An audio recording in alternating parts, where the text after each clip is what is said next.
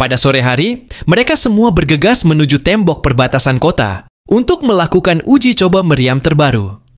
Sepanjang perjalanan, Agatha merasa heran dengan kota ini.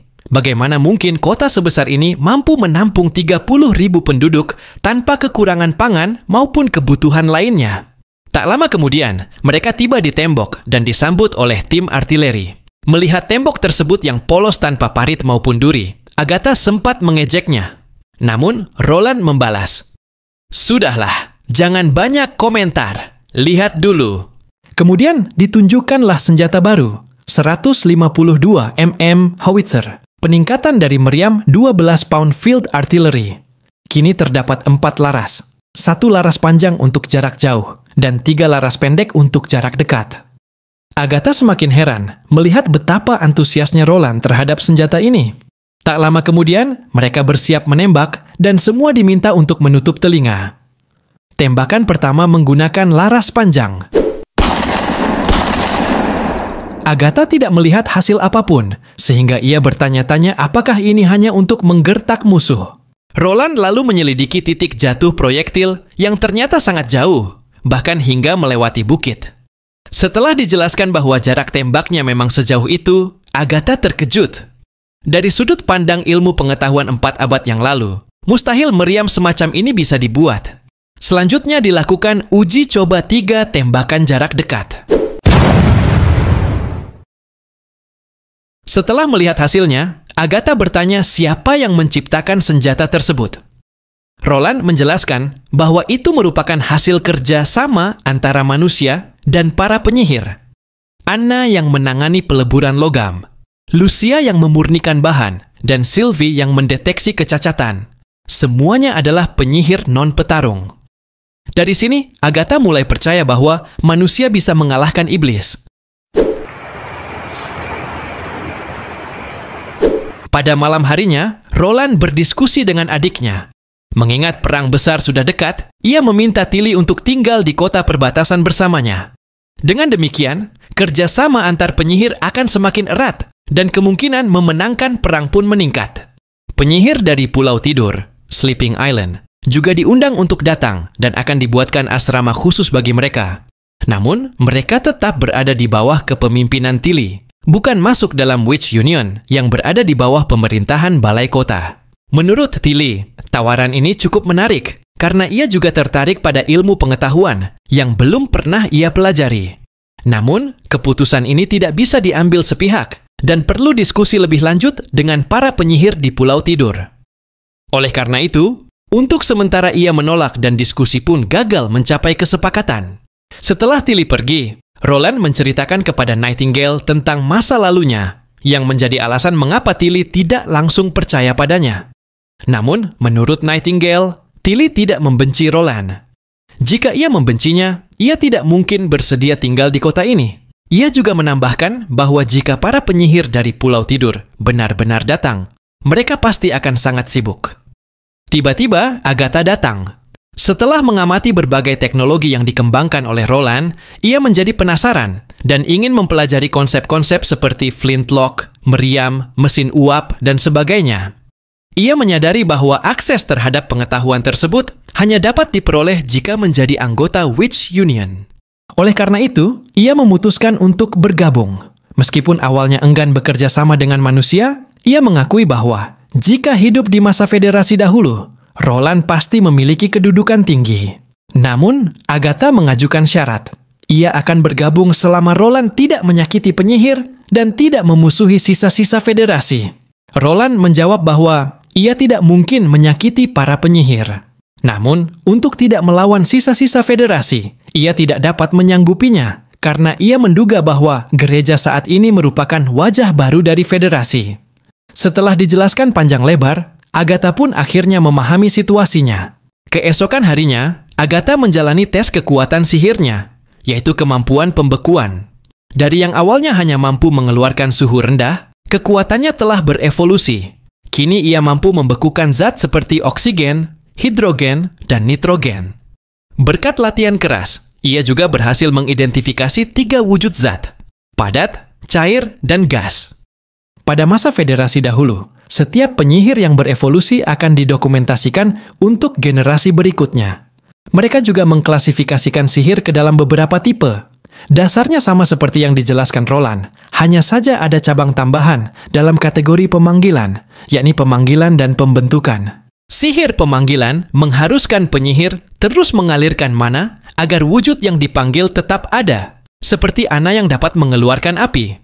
Sedangkan pembentukan hanya memerlukan mana saat awal saja, dan wujudnya tetap bertahan, seperti Soraya yang saat menggambar, hasilnya tetap ada setelah sihir selesai. Setelah pengujian selesai, Roland menyadari bahwa ada satu orang yang sangat membutuhkan kemampuan Agatha, yaitu Kyle, sang ahli kimia. Kyle sangat membutuhkan bantuannya dalam proyek pembuatan nitrogliserin yang sangat sensitif terhadap suhu. Karena bahan ini dapat meledak akibat sedikit perubahan suhu, keberhasilannya sangat bergantung pada suhu yang stabil. Disinilah peran Agatha menjadi penting. Sementara itu, Roland sedang berdiskusi dengan Margaret seperti biasa. Kali ini tentang bisnis. Ia berterima kasih karena Margaret telah menyediakan kapal untuk memindahkan para pengungsi. Namun, Margaret memberitahu bahwa ia tidak bisa berkunjung bulan depan karena Timothy melarang perdagangan kalium nitrat, bahan utama mesiu. Timothy tampaknya ingin menyabotase wilayah barat. Roland menjelaskan bahwa situasi ini tidak akan berlangsung lama. Saat ini ia sedang merencanakan pengembangan kota, termasuk membangun pelabuhan baru yang langsung terhubung ke fjords tanpa perlu melalui pelabuhan Clearwater, King City, atau kota-kota lain di sekitarnya. Kemudian, Roland memperkenalkan produk barunya, yaitu parfum. Setelah mencobanya, Margaret merasa bahwa aroma parfum ini lebih unggul dibandingkan parfum yang ada di King City dan yakin akan laku keras. Jumlah produksinya juga 10 kali lipat lebih banyak. Melihat potensi tersebut, Margaret bersedia menjadi distributornya. Sementara itu, Agatha, Anna, dan Tilly sedang berdiskusi. Agatha, yang baru bergabung dalam Witch Union, telah membaca buku pengetahuan yang ditulis oleh Roland dan merasa penasaran dari mana sebenarnya Roland memperoleh semua ilmu itu dan seperti apa masa lalunya. Tilly pun menjelaskan panjang lebar tentang kakaknya.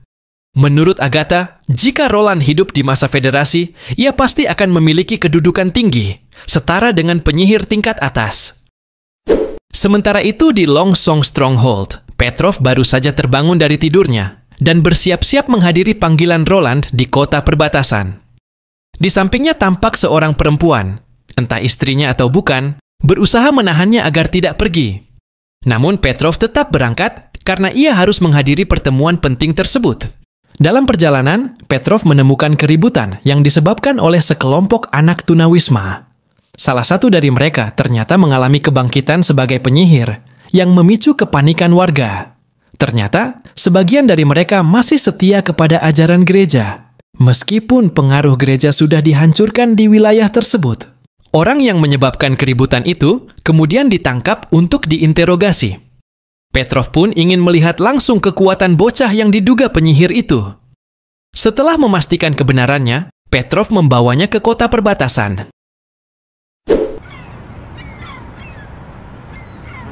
Di atas kapal, Petrov mengobrol dengan anak tersebut, mulai dari identitas hingga aktivitas sehari-harinya.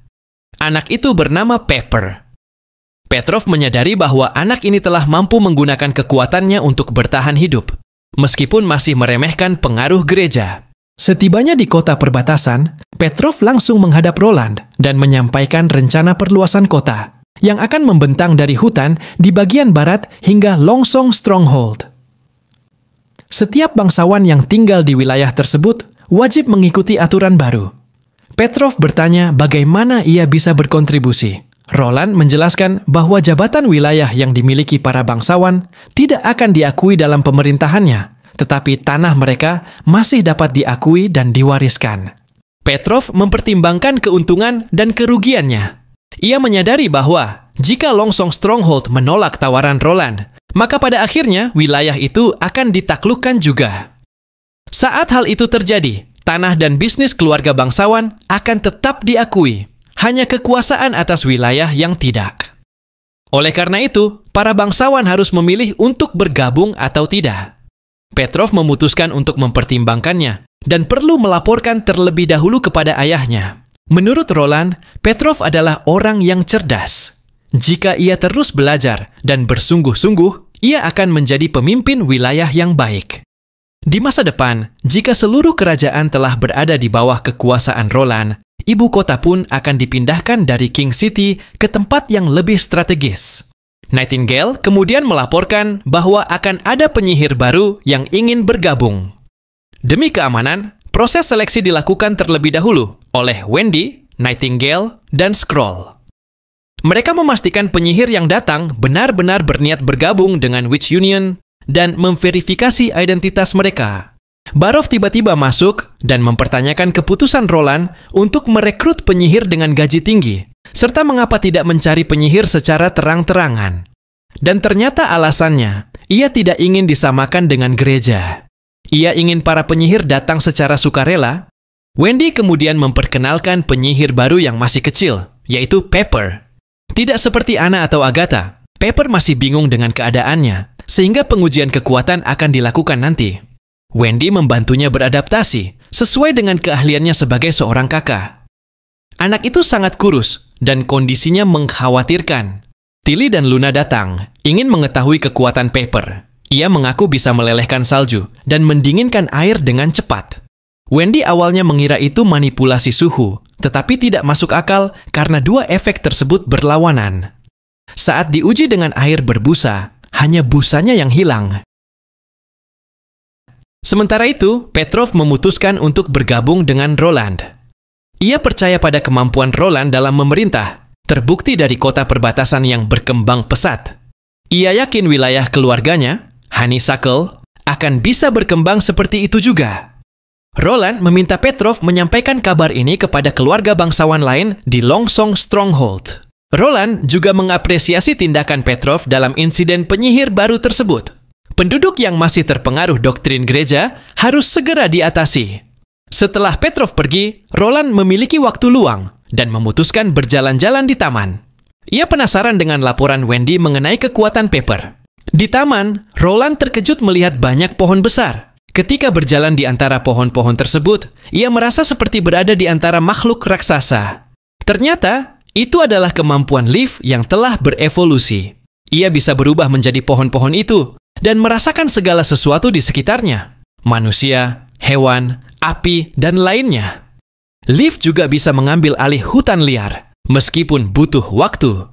Dalam hutan yang telah ia kuasai, kekuatannya sangat besar. Kini ada 5 penyihir yang mengalami awakening di Witch Union. Mengenai Pepper, Wendy menemukan fenomena aneh. Saat diuji, ia bisa mempercepat proses mencairnya salju.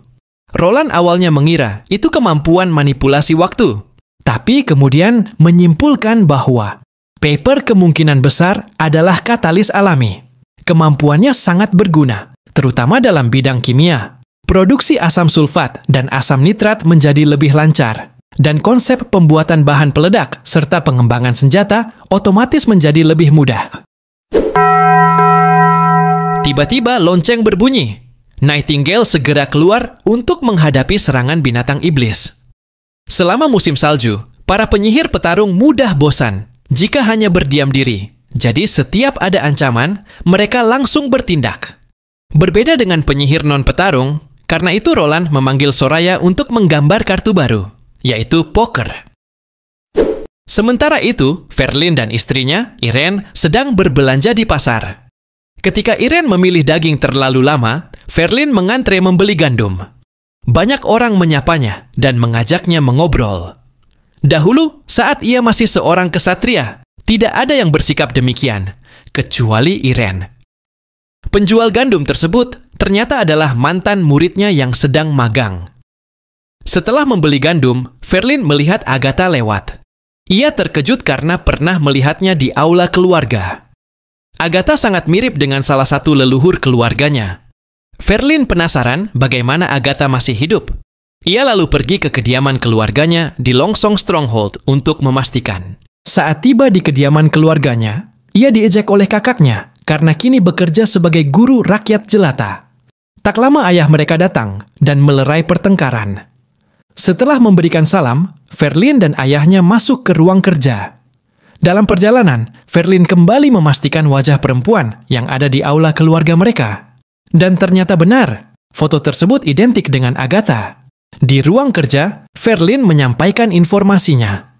Ayahnya terkejut dan tidak percaya. Verlin pun masih ragu, karena penyihir tidak bisa memiliki keturunan. Namun, ia yakin bahwa perempuan itu adalah Agatha yang asli.